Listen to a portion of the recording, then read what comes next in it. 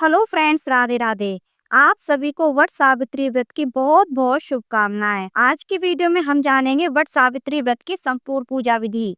इसके अलावा हम जानेंगे कि वट सावित्री का व्रत कैसे किया जाता है और पारण कैसे किया जाता है। तो चलिए शुरू करते हैं। जब हम वट वृक्ष की पूजा करने जाएंगे तो पूजन करने के लिए पहले हम वट वृक्ष के नीचे सफाई कर लेंगे। उसके बाद एक लोटा जल लेकर के हम वट के पेड़ को चारों ओर से सींच देंगे। अब देखिए, अगर आप घर पर ही वट सावित्री व्रत की पूजा करेंगे तब भी आपको इसी विधि से पूजा करनी है।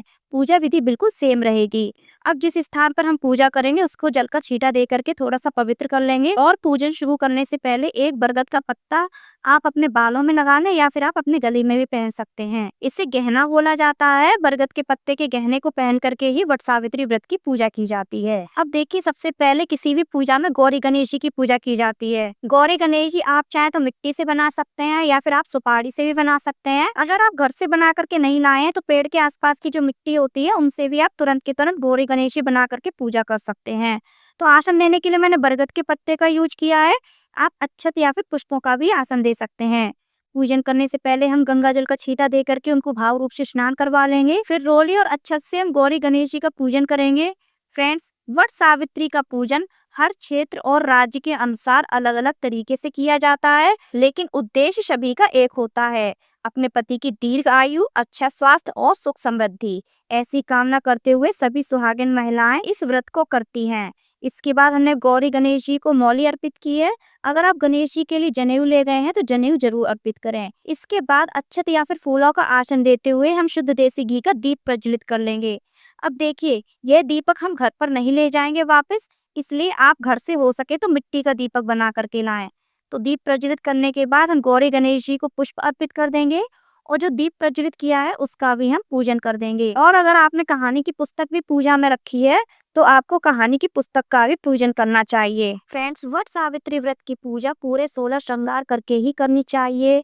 जैसे हाथों में मेहंदी लगाएं, पैरों में आलता लगाएं, अगर हो सके तो अपनी शादी की लाल चुनरी ओढ़ें। पूरे 16 श्रृंगार के साथ ही वट सावित्री व्रत की पूजा की जाती है। इसके अलावा फ्रेंड्स, पूजा में मैंने बांस का पंखा रखा है।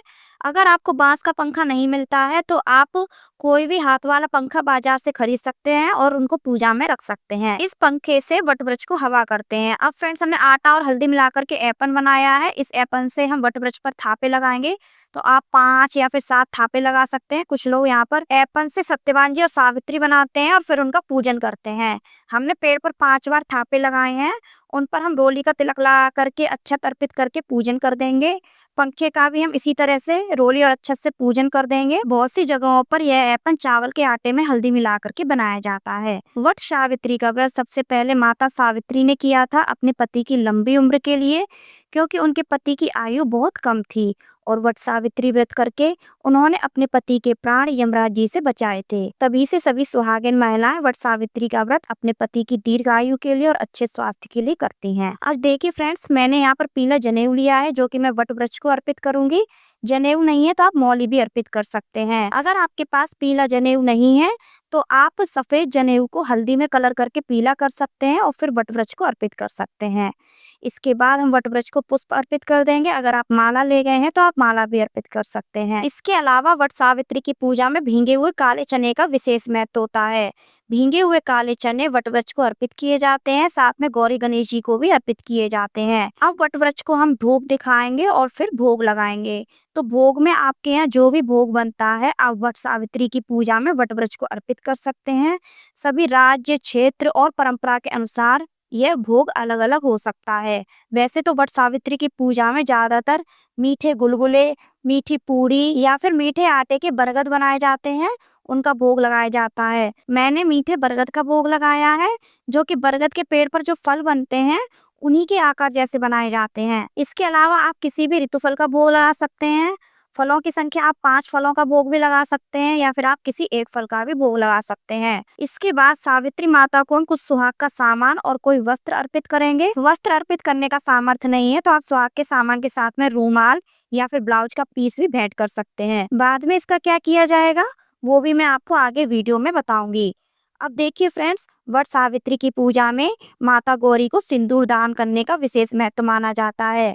तो गौरी माता को आप 5 बार या फिर 7 बार सिंदूर दान अवश्य करें और थोड़ा सा सिंदूर लेकर के आपके हाथ में जो सिंदूर होता है उसको आप अपनी मांग में जरूर लगाएं। माता गौरी को सिंदूर दान आप चाहे तो अपनी शादी के सिंदूरा से कर सकते हैं या फिर आप नई सिंदूर की डिब्बी ले लें, उससे आप सिंदूर दान कर सकते हैं। इसके बाद हाथ में थोड़े से अक्षत और पुष्प लेकर के हम वट सावित्री व्रत की कथा पढ़ लेंगे।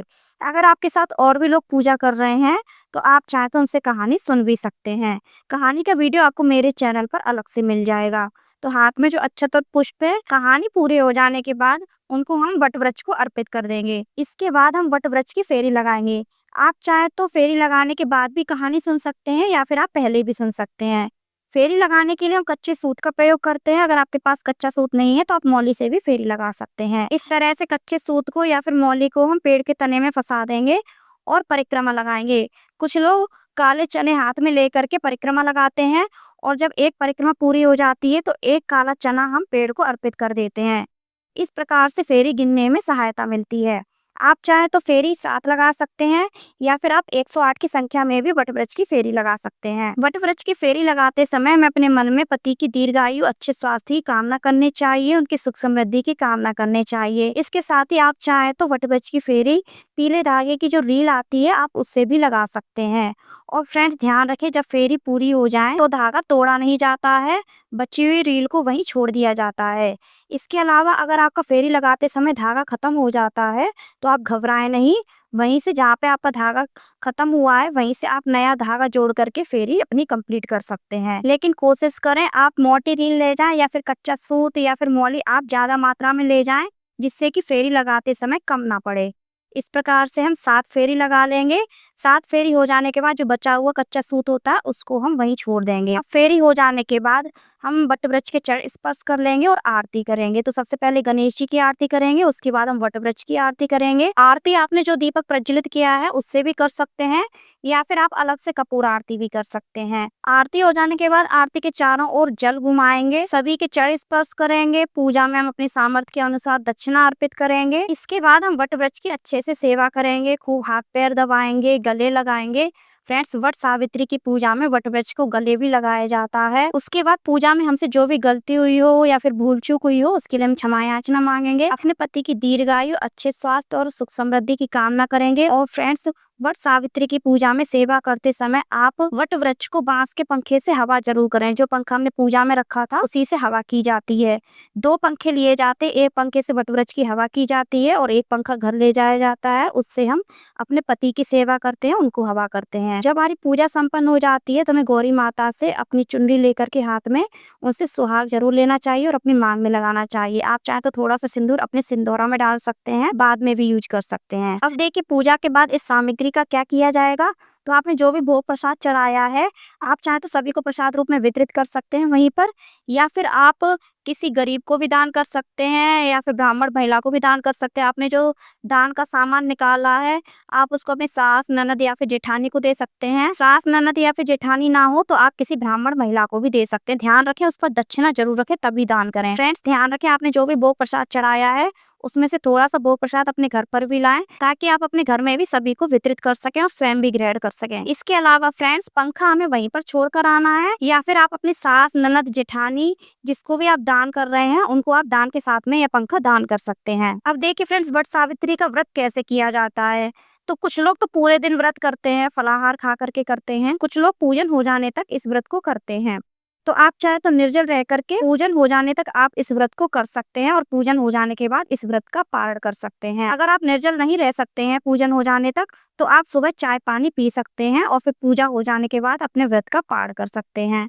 और कुछ लोगों के यहाँ पूरे दिन व्रत रखा जाता है, आप फलाहार वगैरह ग्रहण कर सकते हैं और शाम को भी आप मीठा भोजन या फिर आप सेंधा नमक वाला भोजन खा सकते हैं। व्रत का पाठ कैसे किया जाता है। तो संपूर्ण पूजन हो जाने के बाद पति के चरण स्पर्श करेंगे, पति की सेवा करेंगे और उसके बाद में बरगद के पेड़ की कली होती है उसको भींगे हुए काले चने के साथ हम उसको जल के साथ में निगल लेते हैं। इस प्रकार से व्रत का पाठ किया जाता है। तो आपको हमारी वीडियो कैसी लगी कमेंट करके जरूर बताना। अच्छी लगी हो तो लाइक करना, ज्यादा से ज्यादा अपने फैमिली और फ्रेंड्स में शेयर करना, हमारे चैनल को सब्सक्राइब करना, बेल आइकन को प्रेस करना। मिलते हैं नेक्स्ट वीडियो में, तब तक के लिए राधे राधे।